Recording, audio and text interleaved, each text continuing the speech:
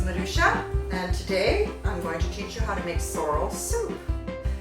Well, we're outside in my little garden, and this is sorrel. This is what sorrel looks like. And sorrel just spreads. It spreads beautifully all over the place, but it's not a really menacing plant that it's going to grow where you can't control it.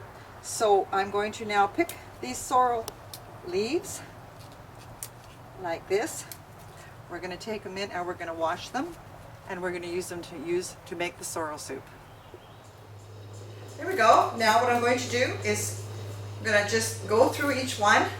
We just brought these in from the garden, and I'm going to chop up most of the stem. You can leave some stem, and you want a pot full about this full of sorrel for one pot of soup. You want a fair amount of sorrel because you want the taste. It's a beautiful bitter taste. And then once we have cut this all up, we're going to wash it.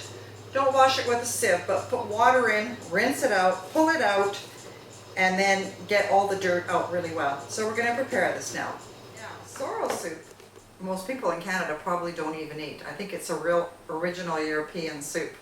My sister did tell me that it used to be called depression soup. And the reason being, I guess, because so much of it grows so quickly and so rapidly that you could probably go out twice a week and make sorrel soup. So this is a sorrel. We showed how we picked it out of my garden, and now I've washed it and it's ready to be cut up. But that will be used, put in the pot last. So all I'm going to do now is I'm going to chop up some bacon. You can chop up a little bit of bacon. Again, if you don't want to use bacon, some people don't, you can use just like a soup brine. Chicken stock you could use. It really doesn't matter because the sorrel is strong enough that it's going to take away every taste. But I like a little bit of bacon in my soup. So I'm going to chop up my bacon, and I'm going to chop up my onion, and I'm going to just simmer it on the pot, and then I'm going to throw it in here and cook it with the potato, and I'm using a couple of carrots. So for this size of pot, I'm using one potato. Usually I make a much bigger pot, then I would probably use two. I wouldn't use more than three. You don't want it to have a lot of potato taste, but you want to have some potato in it. So I'm going to busily now chop this up, get it ready, and then well, get that soup stock going. Okay, so now I'm going to turn my pan on, and I'm just going to simmer the bacon a little bit, get a little bit of that grease out, I guess. And I'm going to chop up my onion. You may have seen this before. I like to use this. It's a beautiful onion cutter. You just stick it in your onion, something like a, what were those combs that they used to call? Picks. Hair picks we used to have. Well, it's something like a hair pick, but this holds the onion in place and helps you chop it. So then you can just chop it a little bit more. You know, when you watch me cut my onions and watch me do my work, you'll see that I'm not professional. I'm just good at what I do. I'm just good at the soup I make. I'm just kidding, of course. Right? Okay, now I'm adding this to the bacon. Now we're just going to let that simmer for a short while. And just keep it stirred on about medium heat. Here we are. Whoops, all my onions are flying all over the place. Okay. And while that's simmering, we're going to peel the potato, and we're going to rinse it, and we're going to chop it up into fine little pieces. And same with the carrots. Yeah. All right. So at this point, I'm just getting the carrots ready to chop up as well. Okay, so everything is coming along here nicely on my pan. We'll just let it simmer for a few more minutes yet. I'm going to chop up my potato. I'm just going to chop it up into small pieces. Small cube-sized pieces.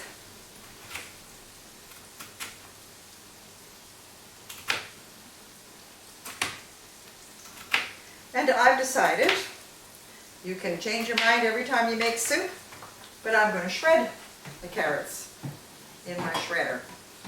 So just be nice and fine. There we go. So my carrots are ready to go. Go back here, finish up my potato. Again, you could add an extra potato, but I think for now this will be fine. And now we're going to add the potatoes to the water that is sitting there. I'm not a big salt user. I try to stay away from salt as much as possible, but I will add some sea salt to my soup, just a little. So we'll do that now. Add a little bit of sea salt. We don't want it all to come flying in at once. Maybe I'll put my lid back on. There we go. A little bit of salt. And then we're going to add our carrots as well.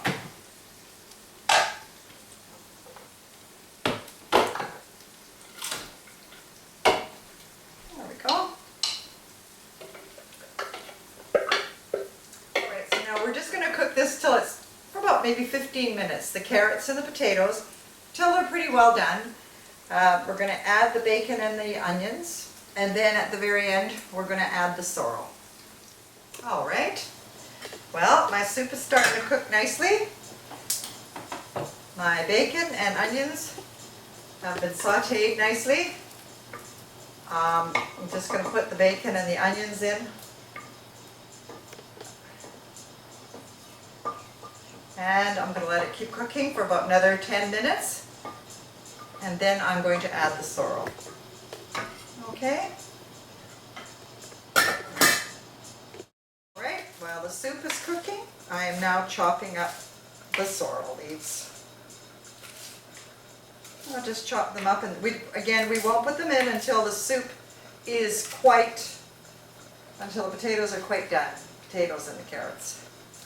So just lay it down. Make sure there's no bugs, because they come out from the garden. Make sure that your leaves are clean.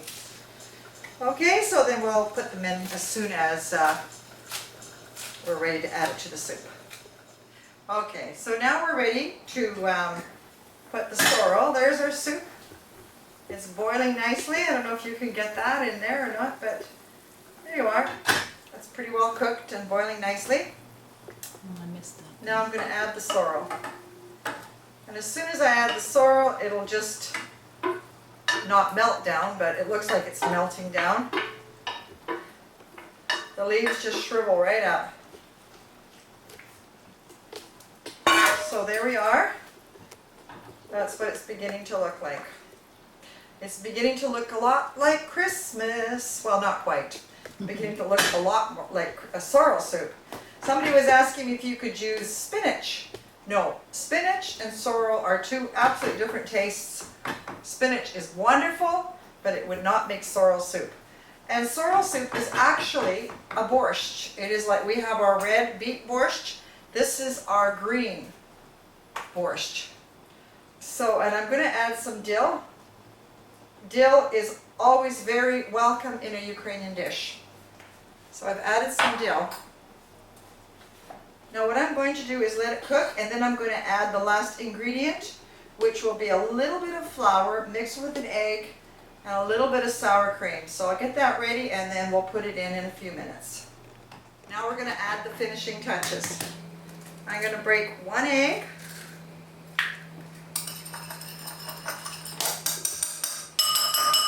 I'm going to add a little bit of sour cream.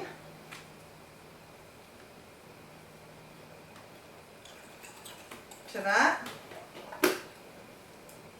You need lots of sour cream when you're cooking Ukrainian food, because we like sour cream. I guess we had cows at the farms, and anything that the farm produced, and sour cream being one of them. And then I'm just going to get another spoon and add a little bit of flour. About a teaspoon. Now you can try different flours. If you have an allergy to gluten, you can try gluten-free flour. I haven't, but you know what? I'm sure it'll work. There's all kinds of flours. Just recently I went to the store and I found out there's almond flour. And I'm actually quite excited to try it. Maybe when I make my potato pancake recipe next week or whenever it airs, we can maybe try it with the almond flour. So you just mix it up. And there's the sorrel cooking nicely. I'm going to turn it right down and just add it to the soup.